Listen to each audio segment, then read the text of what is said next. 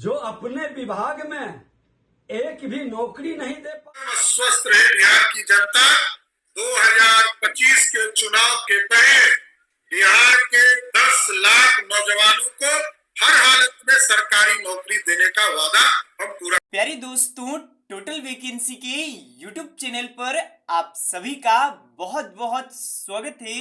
आज के इस वीडियो के माध्यम से बिहार स्वास्थ्य विभाग की नई बहाली को लेकर के बात करने वाले हैं।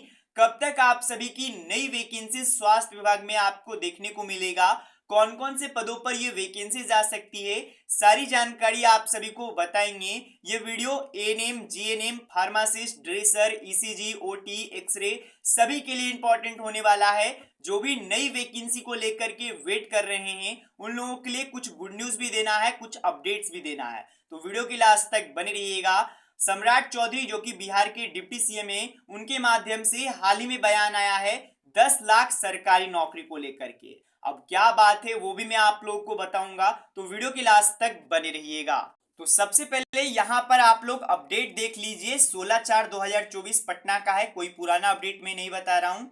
यहाँ पर सम्राट चौधरी जी के माध्यम से ऐलान किया गया है कि 2025 से पहले 10 लाख सरकारी नौकरी दिया जाएगा, जहां पर की स्वास्थ्य विभाग और जो भी विभागों में वैकेंसीज की कमी है वो यहां पर निकाली जाएगी। अब ये अपडेट तो आपने समझ लिए और आपको पता होगा बिहार में आप शिक्षा विभाग में देखिएगा तो टीचर्स को भी यहां पर लाखों में वैकेंसीज आ चुकी है और भी कई सारे विभागों में वैकेंसीज आई है। और बात था दूसरा कि स्वास्थ्य विभाग में 1.5 लाख नौकरी दी जाएगी, वो नहीं आया है। और उम्मीद यही है दोस्तों कि जो 1.5 लाख की वैकेंसी है वो आएगी। अब इस पर स्वास्थ्य मंत्री का क्या प्रतिक्रिया है वो भी मैं आपको बताऊंगा, कब तक वैकेंसी आ सकता है वो भी बताऊंगा। वीडियो के लास्ट तक केवल आप बने रहिएगा।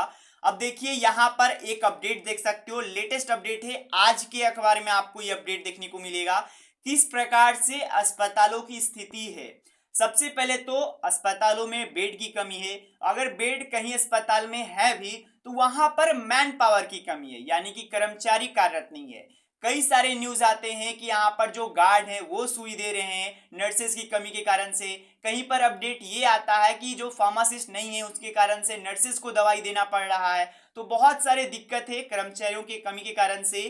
तो यहाँ पर वैकेंसीज की सख्त से सख्त जरूरत है दोस्तों।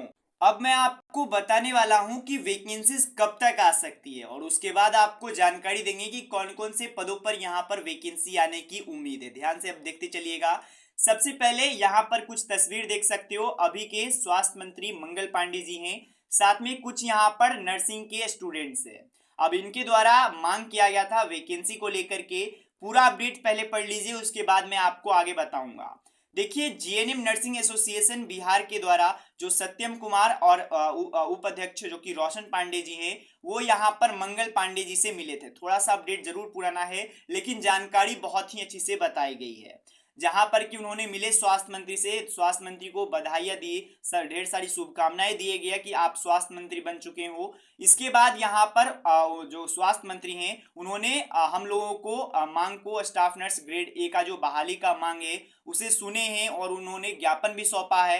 अब उसको लेकर के क्या यहाँ पर स्वास्थ्य मंत्री ने कहे वो यहाँ पर सुन लीजिए दोस्तों। यहाँ पर स्पष्ट लिखा गया है कि हम सभी के परेशानियों को सुनने के बाद, समझने के बाद बहुत ही सरल भाषा में बताया गया है कि बहाली इलेक्शन के तुरंत बाद आपको देखने को मिल जाएगा। अब यही मैं आपको इंपॉर्टेंट बात बताने वाला हूं, जो भी मुझे जानकारी प्राप्त हो रहा है जितने भी सोर्सेस के माध्यम से, न्यूज के माध्यम से, आर्टिकल्स के माध्यम से, उसके अनुसार एक अपडेट आ रहा है दोस्तों कि जैसे ही इलेक्शन खत्म होता है उसके तुरंत बाद स्वास्थ्य विभाग में नौकरी आपको देखने को मिलेगा।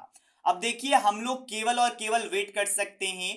अब अखबार के माध्यम से लगातार अपडेट तो आता रहता है, साथ में जो यहाँ पर डिप्टी सीएम एक और हैं उनके माध्यम से भी अपडेट दिया गया। तेजस्वी यादव पर एक तरीके से आप बोल सकते हो बोला गया कि वो अपने ही विभाग में एक भी नौकरी नहीं दिए हैं। तो यहाँ पर प्रेशर जरूर है, जो भी अभी सरकार अभी सत्ता में है उन पर प्रेशर जरूर है कि स्वास्थ्य विभाग में वैकेंसीज निकाली जाए। और मैं आपको एक चीज बताना चाहता हूं, आपको पता होगा हाल ही में सीएचओ की वैकेंसी आई थी, सीएचओ की वैकेंसी आई थी, आपको याद होगा। अब वो सीएचओ की वैकेंसी आई और तुरंत से तुरंत यहाँ पर रद्द कर दिया गया। अब वो वैकेंसीज भी यहाँ पर फिर से लिया जाएगा। अब इसी के लिए थोड़ा सा वेट किया जा रहा है देखिएगा, मैं आपको आश्वासन दे रहा हूं, जो मुझे जानकारी है उसके अनुसार जैसे ही वैकेंसीज निकाली जाएगी उसके बाद तुरंत से तुरंत और भी वैकेंसीज देखने को मिलने वाला है। और अब मैं आपको बताना चाहता हूं कि वैकेंसीज कौन कौन से पदों पर आ सकती है, जो मुझे जानकारी है उसके अनुसार वो मैं आपको बताता हूं। सबसे पहले जो चिकित्सक की वैकेंसीज है वो भी आपको देखने को मिलेगा, ये बात तो स्पष्ट है, क्योंकि चिकित्सकों बिहार में भी पहले से ही अपडेट आता है कि 50% कमी है, इनका इतना फीसदी कमी है, वो वैकेंसीज आएंगे। लेकिन हम मेन पैरामेडिकल पे बात करेंगे तो जीएनएम की वैकेंसी सबसे पहले आपको देखने को मिलेगा, और जो सीएचओ की वैकेंसी उसे फिर से लाया जाएगा। ये मत घबराइएगा कि सीएचओ की वैकेंसी रद्द कर दिया गया तो अब सरकार नहीं लाएगी। जो 4500 की वैकेंसी आई थी 4500 पदों पर, वो आएगी, उसके लिए आपको घबराना नहीं है, और सभी में एग्जाम होगा, ये बात भी आपको समझ लेना है। इसके बाद बात करें तो ड्रेसर की वैकेंसी का सख्त से सख्त जरूरत है। कई वर्षों से मैं आपको बता रहा हूं, वर्षों यहां पर बताना पड़ रहा है, एक तरीके से बोलिए तो 10 साल 11 साल से ड्रेसर की बहाली नहीं आई है। कोई भी आप यहाँ पर आप कहिए, कोई भी अस्पताल चले जाइए, वहां पर ड्रेसर आपको देखने को नहीं मिलेंगे। तो ड्रेसर की भी वैकेंसी आनी चाहिए। लैब टेक्नीशियन का भी पद खाली चल रहा है। ये आप जो ये लिस्ट देख रहे हो ये केवल एक अस्पताल का है, इसी से आप रिक्तियां देख सकते हो कि कितनी यहाँ पर रिक्तियां लगातार खाली चल रहे हैं। वो ओटी असिस्टेंट का भी यही बात है, ओटी की भी वैकेंसी आपको देखने को मिलेगा। बीटीएससी के माध्यम से क्या हुआ था कि बीटीएससी के माध्यम से कई सारे पैरामेडिकल की वैकेंसी आई थी भी, जैसे कि ओटी का वैकेंसी आया था, ईसीजी का वैकेंसी भी आया था, और यहाँ पर एक्सरे का वैकेंसी आया था। अब क्या सरकार की मंशा हुई कि वैकेंसी को रद्द कर दिया गया और नई वैकेंसी अभी तक नहीं लाया गया है। सरकार जरूर यहाँ पर इस पर काम कर रही होगी, और जो नियमावली का बात झंझट दिया गया कि इसके कारण से रोका गया है, उसे भी जल्द से जल्द क्लियर करना चाहिए। इसके बाद भी यहाँ पर आप देख पाइएगा एएनएम की वैकेंसी आपको देखने को मिलेगा 110% इस वर्ष, क्योंकि जो वैकेंसी पुराना में जो प्रक्रिया चल रहा है वो आज का विज्ञापन नहीं है, 2022 का विज्ञापन है, 2022 का विज्ञापन है, और वो 2024 में भी क्लियर नहीं हो पा रहा है। तो आप भी समझ सकते हो स्थिति क्या है।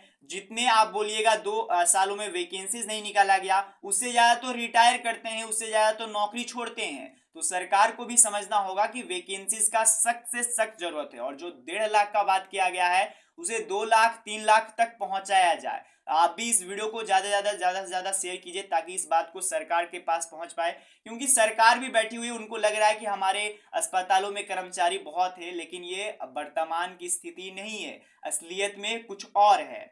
फार्मासिस्ट का बात करें तो फार्मासिस्ट की वैकेंसी को लेकर के हाई कोर्ट ने भी यहाँ पर बात किया है, कि पटना हाई कोर्ट ने भी बताया कि जल्द से जल्द इसकी वैकेंसी निकाली जाए। जैसे ही ये जो विधानसभा का चुनाव है वो क्लियर होता है, तुरंत आप विज्ञापन निकालिए और जल्दी से जल्दी 3 महीने के अंतराल में पूरा प्रक्रिया करके इन लोगों को लीजिए।